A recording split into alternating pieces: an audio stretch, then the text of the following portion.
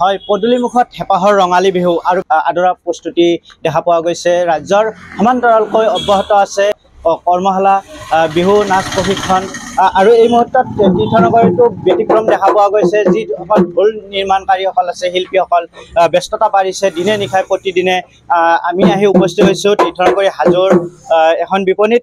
আমি কথা পাতিবলৈ যত্ন কৰিম যিসকল এই ঢোল নিৰ্মাণকাৰীসকল আছে। বিগত কেইবাবছৰ ধৰিও তেওঁলোকে এই ঢোল নিৰ্মাণ কাৰ্যত জড়িত হৈ আছে তীৰ্থনগৰী হাজোত। বিপণী নিৰ্মাণকাৰীসকলৰ আমি কিছু মন্তব্যলৈ চেষ্টা কৰিম। দাদা, আপোনাৰ প্ৰথমে নামটো? মোৰ নাম নিৰ্মল বাদ্যকৰ, শ্ৰী নিৰ্মল বাদ্যকৰ।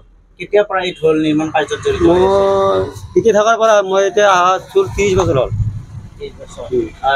কিমান এই ঢোল নিৰ্মাণ, এই ঢোল যিবিলাক নিৰ্মাণ কৰি আছে আপোনালোকে, এই ঢোলবিলাক কোন কোন প্ৰান্তলৈ যায়? এইটো ৰঙিয়াত যাই আছে, মংগলদৈত যাই আছে, গুৱাহাটীত যাই আছে, বিভিন্ন জেগাত যাই আছে, ছয়গাঁও ভকতলৈ এইফালে যাই আছে। এতিয়ালৈকে আপোনালোকে কিমান ঢোল প্ৰস্তুত কৰিব? মোটামুটি 45টামান ৰিপেয়াৰিং কৰিলোঁ, 45। বিগত বৰ্ষৰ তুলনাত এইবেলি আপোনাৰ ব্যৱসায় কেনেকুৱা? ভালে চলি আছে আৰু আহিব। ৰাইজৰ সঁহাৰি কেনেকুৱা? ভাল। কি ক'ব আৰু আপোনালোকৰ যি নতুনো যাই আছে ৰিপেয়াৰিং ধৰকচোন 4200 ৰিপেয়াৰিং, আৰু নতুন যাই আছে 10,000, 8,000 কৰি এনেকৈ। কিমান মানুহ লাগি আছে দিনে? এইটো মানুহ 6 জন আছোঁ আমি। ক'ৰ পৰা আহিছে আপুনি ইয়াত? ইয়াতে বৰপেটাৰ। আপুনি বৰপেটাৰ পৰা আহিছে। কিমান দিনৰ পৰা এই বিপণীত? 40 বছৰৰ। হয়, নিশ্চয়কৈ এনিভাৰ্ট 24 দৰ্শকসকলক ক'ব লাগিব, বিগত 40টা বছৰে তেওঁলোকে এই ঢোল নিৰ্মাণ কাৰ্যত জড়িত হৈ আছে। আমি দেখুৱাই আছোঁ পোনপটীয়াভাৱে এনিভাৰ্ট 24 দৰ্শকসকলক, যি ঢোল নিৰ্মাণকাৰীসকল এই নিৰ্মাণৰ দিনে নিশাই ব্যস্ত হৈ পৰিছে। যি ভিন্ন প্ৰান্তৰ মোৰ সামগ্ৰী পৰিৱেশ মই সঠিকভাৱে দেখুৱাব ভিতৰৰ পৰিৱেশ। দিনে নিশাই শ্ৰমদানত নিয়োজিত হৈছে। প্ৰতিদিনে 7-8জনকৈ লোক এই ঢোল নিৰ্মাণ কাৰ্যত জড়িত হৈ আছে দিনে নিশা। আমি ভিতৰৰ কিছু সামগ্ৰী ভিতৰৰ পৰিৱেশ জানিবলৈ চেষ্টা কৰিম।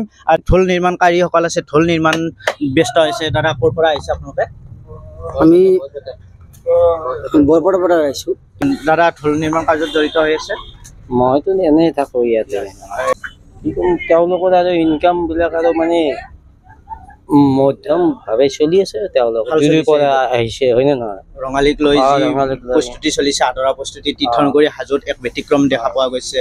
ঢোল নিৰ্মাণকাৰীসকলৰ লগতে আৰু বিহু যি কৰ্মশালা চলি আছে, বিহু নাচ, ঢোল বাদন প্ৰশিক্ষণ, আৰু এই ঢোলসমূহ হাজোৰ পৰা ভিন্ন প্ৰান্তৰ, ৰাজ্যখনৰ ভিন্ন প্ৰান্তলৈ যায়। কি ক'ব?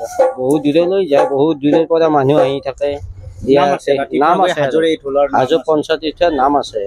এই ঢোল কাৰিকাৰ্যৰ বা বেলেগ ফালৰ পৰাও আমাৰ হাজো। ধন্যবাদ। দাদা, কি ক'ব এই মুহূৰ্তত? কিমান দিনৰ পৰা আপোনালোকে এই ঢোল নিৰ্মাণ কাৰ্যত জড়িত হৈ আছে? 40 বছৰ হ'ব।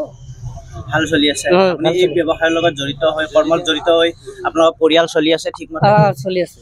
হয়, নিশ্চয়কৈ ধন্যবাদ জনাইছোঁ এনিভাৰ্ট 24 দৰ্শকসকলক।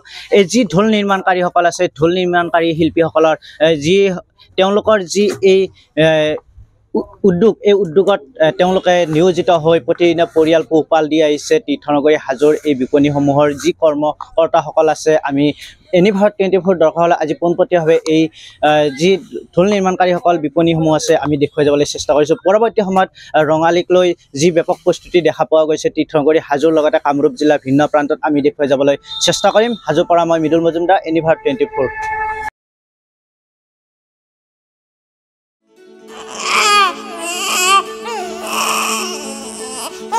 অভিনন্দন, আপোনাৰ এজনী ছোৱালী জন্ম হৈছে।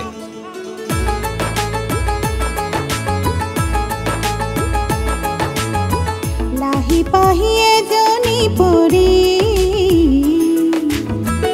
আহিলে ঘৰখন